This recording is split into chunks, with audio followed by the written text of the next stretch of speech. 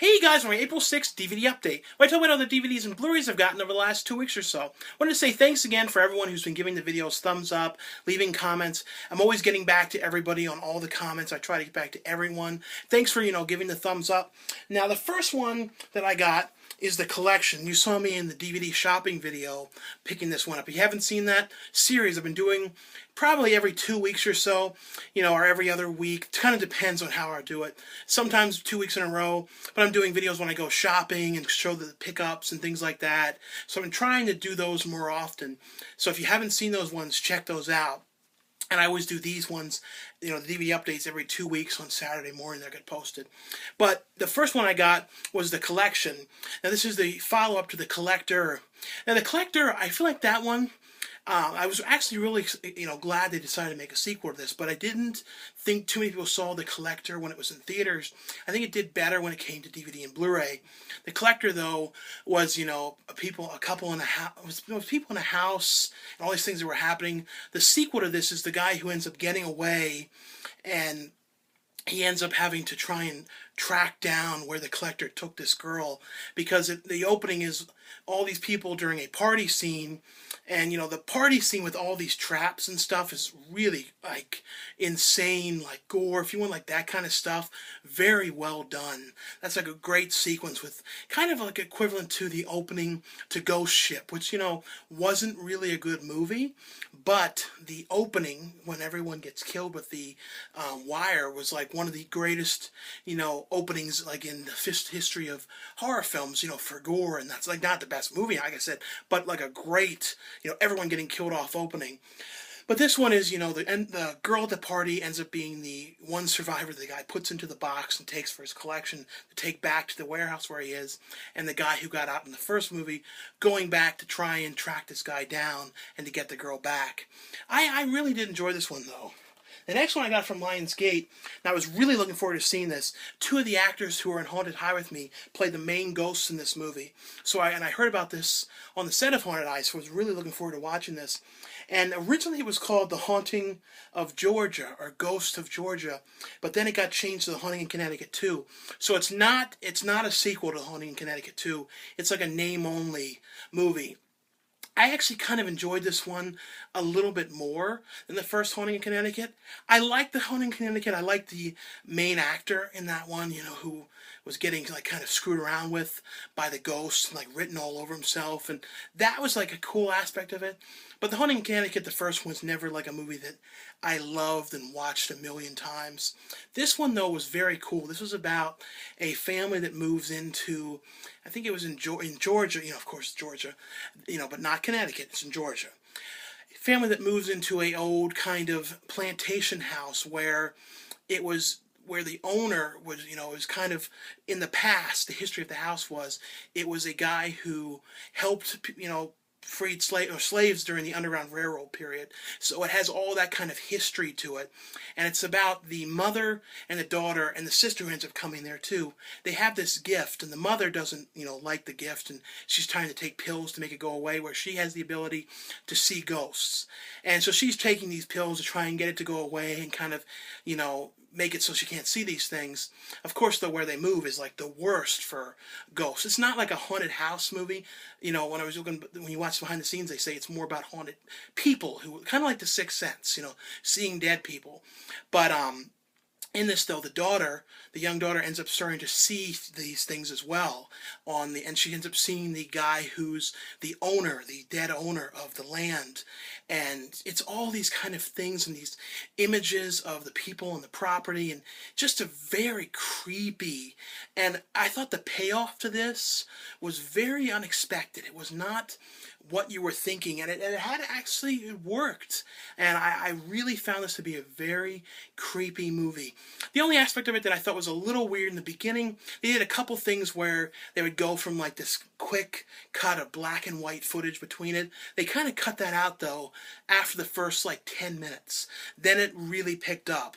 I don't know, I just thought this one was a very creepy one with some very different elements to it, and I really think this one's definitely worth checking out. And, like I said, it's not a sequel to Haunting Connecticut 2. It's a totally different movie, just happens to have that title.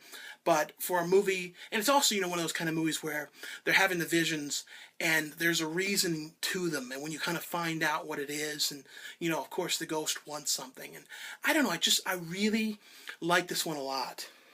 And it also has outtakes on it, which was kind of cool. You don't normally see outtakes on haunted house movies and things like this too much. And the next one I got from Magnolia, and this one is one that a lot of people have been asking me about. This is Don Cassavetes' new film, the director of Bubba Hotep and the Phantasm films. And this movie, it's John who dies at the end.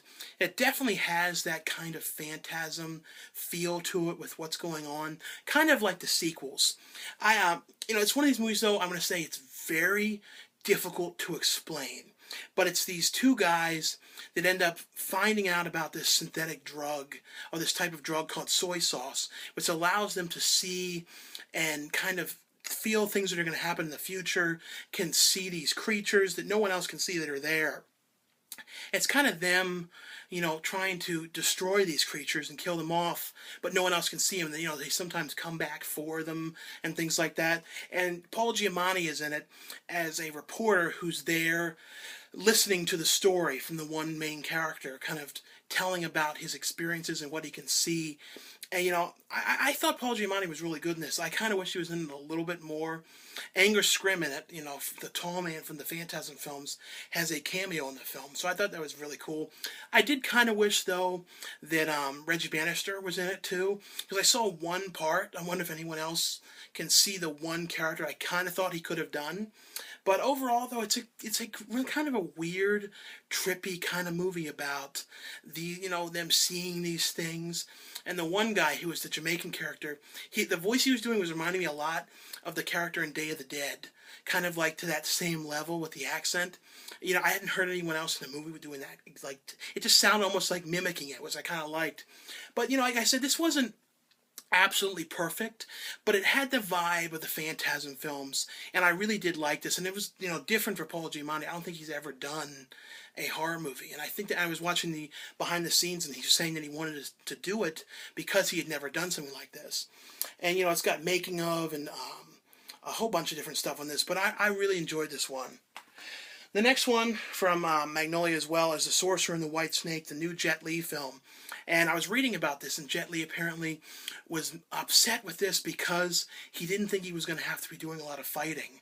And he ended up having to do a lot of fighting, and since he was fighting women, he really couldn't do much, so he kind of got tired out. I was reading, because about Jet Li, you always hear him saying, well, he's retiring and he's done. Like, I've heard him say that so many times, but he's still doing it. I kind of think he's never going to retire. My favorite thing he ever did, though, was the one Unbreakable, the one when he was kind of like with the leash on his neck. That one people kind of forgot about. I like that one a lot, though. But this one is him as a monk, and he's a kind of a guy who hunts spirits and things like that. And the coolest aspect of this is it's all a very visual film. So there were these snake women that were kind of trying to entice the human characters, and the one fell in love with this guy and put him under a spell, and kind of him getting with her. And I don't know, it's just the best stuff, like I said, is the visual aspects of this. And it was really well done visuals. And, I don't know, these kind of wire work movies and things like that, sometimes I like them, sometimes I don't. This one I thought was pretty well done. The next one, and you saw me getting this one in the DVD shopping video, and it doesn't have anything new on it. I was kind of surprised that they didn't put any new features on this, because, when you look at like Heavyweights, which was a year or two, not as old as this one, they put so many features. It was a Disney movie, though, but I'm just kind of surprised that they didn't put more on it. It's the 20th anniversary of The Sandlot. It is a new case and a new, picture on it, but it's still the same. It only has a featurette and the trailers and stuff, but if you haven't seen this one, it's about a group of kids that play baseball, and they end up losing the real Babe Ruth ball, and it's all the kind of to-do of trying to get it back with a big dog, like, monster in the backyard. And this is just like, when I think of this, I think of like a lot of movies around the same time that I really liked, like Little Giants, The Big Green, and I don't know, this is just a real movie I grew up watching as a kid. Really liked this. This is just, if you haven't seen this one, it's definitely one to check out. But it's one of those kind of movies, though, if you're older and you've never seen it before, it may not be as cool to you as if you saw it when you were a kid. There's certain movies that are kind of like that. You like a little bit more because you have the memories of seeing it when you were a kid. The next one is from BBC, and it's One Life. This was a really, really well done documentary. This is all about, Daniel Craig narrated this, and it's all about kind of, I like the way they did it. It's all like 3 or 4 minute segments that go throughout the whole movie, going about all these different types of animals, showing, with some of them about like how the mother takes care of them and what she has to do to keep them alive or keep the eggs alive, and all these kind of different things, like the life, and then trying to find food and all the problems that these animals go through. Like I said too, I've talked about this a lot with these kind of movies lately. It's amazing the kind of things that they can get now, and this type of stuff to me is some of the most amazing photography, because this just the stuff that you can get. The stuff in here which is absolutely to the point where I actually cried a little bit, was the stuff with the monkeys that you see in the front in the hot springs. I don't know why, but there's like 1 or 2 moments in this that were like truly beautiful. And there's something about these monkeys in these boiling hot springs waters that was just like brings a tear to your eye. I don't know, this is just a very well done one. I really like this one a lot. It's got a bunch of extra segments on here, some extended segments and commentaries and things like that. Just really like this one. And the next one I got from Anchor Bay is Escapee. And the guy on the front kind of reminds me, like, when you look at it like quick, it looks a little bit like Corey Feldman. It's not Corey Feldman. The guy, took me a while to figure out what he was from. He was from the Straw Dogs remake. And this one was alright. It was not perfect, and the problem was it would kind of cut away a lot with the gore. Like, it's rated R, but I don't know if this was shot for television or like it was intended to be or something, because like a lot of times there was a lot of missed opportunities with things they could have done with it. But it's about this killer that ends up, getting put into a maximum security, like, kind of nut house. And the group of these college students that are there, visiting the facility for school. And, the guy ends up being transported from his cell, or from eating or something he was doing, into his cell. And they're all like, saying to the kids, don't look at this guy, get against the wall, don't look at him, don't move, don't do anything. Of course, the one girl ends up staring at him. The guy ends up freaking out, and they end up getting him back in the cell, and he's like, I'm gonna find you. And it's basically the guy coming after this girl, and, him kind of on the hunt, breaks out of the jail. Kind of had the vibe of like the Halloween remake. And Halloween, the remake was the same as the original, but kind of like coming after the girl and trying to find her, and how did he know where she was, and kind of the people he kills during the way. But like I said, like the deaths just were not that well done. It's not a bad movie or anything. I thought it was okay, but not something I absolutely loved. The next one I got is a James Gandolfini movie, Down the Shore. This is from Anchor Bay as well. This one was filmed a while back and has finally come out. And it's about James Gandolfini, and he kind of owns, or he's renting from his good friend, and, this land where he owns the kind of a rundown, older, kind of kiddie land theme park with kind of really old roller coaster and an old merry-go-round where they have those rings and all that. And his sister, is in France. It opens with the sister in France, meeting this guy in France. And it cuts to the guy coming to James Gandolfini's character and saying she passed away and having the urn with her ashes. And this guy, in the will, his sister left the house that James Gandolfini lives at, half the house to him. So this guy from France ends up coming to the amusement park and kind of helping James Gandolfini's character run the place and trying to get it back into shape. And, he had ran a crank merry-go-round in France, and so he knew a lot about mechanics and things like that. So it's basically about him helping his character, because James Gandolfini in the beginning was an alcoholic with all kinds of problems, and him and his friends had kind of things in the past, and they get revealed near the end of what was going on. But this was a very well done. It's a total character piece, though, on these characters. I like the setting of the the amusement park. I thought it was a very cool setting, and it was kind of like those like things you see, those kind of little small. You see a lot of them in Florida too. These kind of small little like fun spot kind of amusement parks, and that's what he kind of was running. But I enjoyed this a lot, and I really do like James Gandolfini lately, and like the kind of stuff he's doing, and this was really good. The next one, this one, got nominated for Best Picture and had a lot of nominations. This, I like The Hurt Locker better, I'm going to say. I don't know, it's Zero Dark 30, but it's, the movie with Jessica Chastain, and she's, working for the government, and, it's about the 10-year hunt for Osama bin Laden, and, I thought it's a very well done movie, but it was just so talky to me. And it's like there's nothing wrong with it. I just think maybe I don't like these kind of movies that much. I think that's all it is I don't love these kind of things, and just kind of was like not a, because it's kind of depressing. It's kind of like watching the Twin Towers movie and the Flight 90s.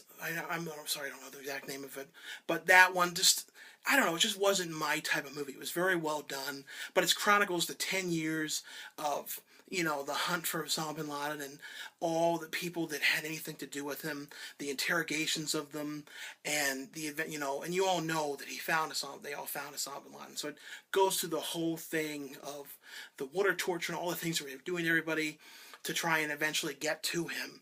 But it was, very, very well done, but just not a movie that I really like watching, and not something that I would watch again. It's that kind of a movie. The next one, now I have a lot to say about this one. This is one of those kind of movies where I was kind of depressed with it when it was over, because I was so upset that the movie was not finished. And this movie was directed by, he took his name off the movie. That's why I said there's a lot to say about this. Director of the original Wrong Turn, which is I like Wrong Turn, and it's called Bad Meat, and it stars the kid from what was his name? I don't remember his name for sure, but he was in the show The Smart Guy, which when I was in middle school I used to watch that, the Disney show, and James Franco's brother, Dave Franco, and this is before Dave Franco kind of hit it off in like mainstream movies, because he's been in 21 Jump Street and been in a bunch of stuff coming out, but this is before he was really well known. And it's about a group of these kind of juvenile kids that end up going to a kind of a really strict run camp, and it's run by like this crazy guy that almost has like a Hitler's mustache. The movie has the vibe of like Sleepaway Camp 2 a little bit, with all these twisted elements to it. Now the thing that's interesting about this movie was they ran out of money, and if anyone involved in this movie has any insight, send me a message, because I was trying to find anything I could, had no luck, trying to find out the behind the scenes of what happened. Hopefully I meet someone from the cast at some convention or something and can ask them about this, because it's got a lot of, but basically from what I heard and was reading, got shut down before it got finished. And I don't think they ever really finished it. I don't think they ever finished shooting it. So throughout the movie, a character or two disappear. They kind of hold on a shot too long. If one person gets kind of hit with a thing, there was no close-up of the gore, they probably didn't get that. And they open the movie with a person in a hospital wrapped up like a mummy.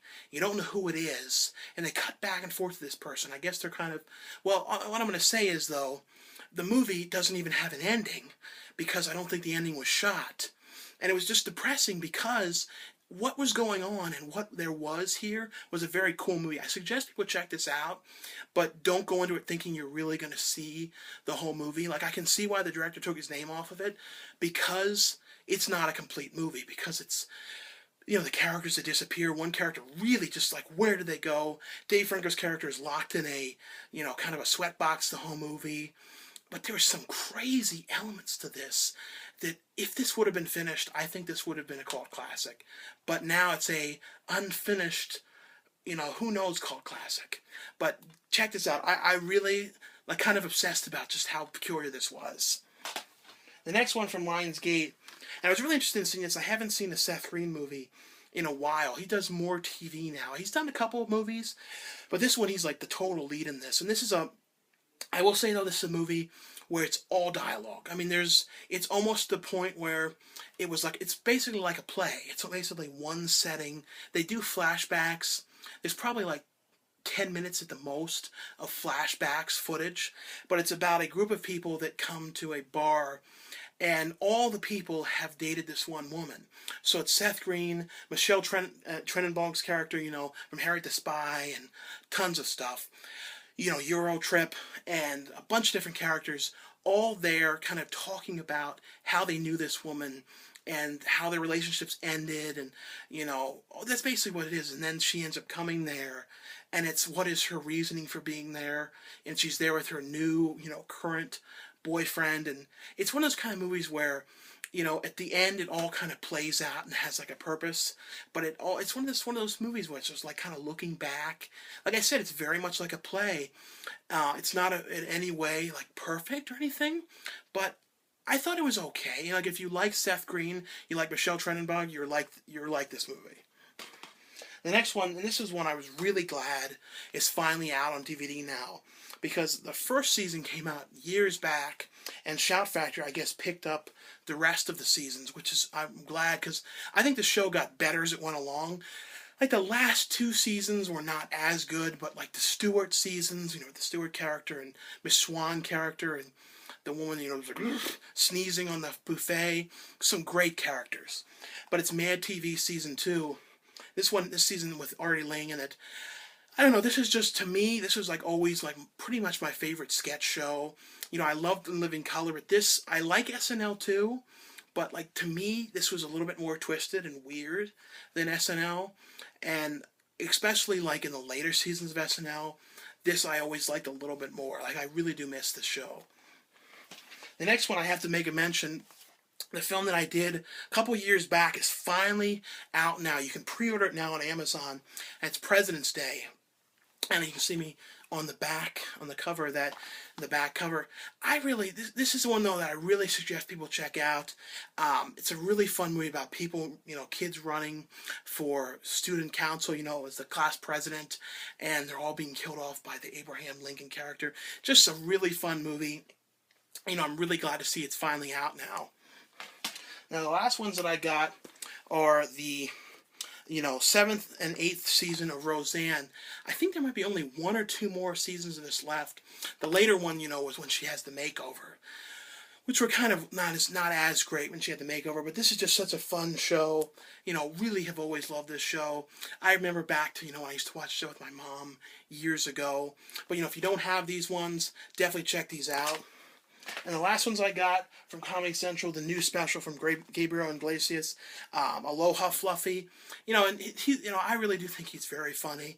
And he just started getting into acting, and like I've seen Magic Mike. Definitely would like to see him and do some more movies. This is a very fun stand-up comedy special, and it's live from Hawaii. But if you like him, this is definitely one to check out. And the last one I got from Vinegar Syndrome is Massage Parlor Murders, and I put this thing over it just so no one says anything about the cover. Nothing really bad about it, but somebody might say something. But it's about a massage parlor, and this is in the 70s movie. And I would say, too, this company is really doing an amazing job cleaning up these movies. I don't know where they're finding these prints, because these are all, like, lost movies that, to see them in this kind of cleaned up is, it's just kind of amazing, the quality that they're getting out of these. But it's about a massage parlor where all the women are getting killed off by somebody, and about the investigation of trying to figure out who it was. And the one guy from The Burbs was in this kind of strange cameo. My favorite part, though, was the opening scene of this one guy to get in the massage was just like kind of ridiculous. But anyway, though, that's all for this update. So thanks a lot for watching, for subscribing. Like I said, be on the lookout for new DVD shopping videos, like 2 times a month at least. And I'm trying to do these updates every Saturday. So always, definitely tune in Saturday or look for them during the weekends. I'm trying to kind of stick to that schedule. So definitely give the video a thumbs up if you enjoy what I'm doing. Let me know in the comments what you think, and I'll see you guys later.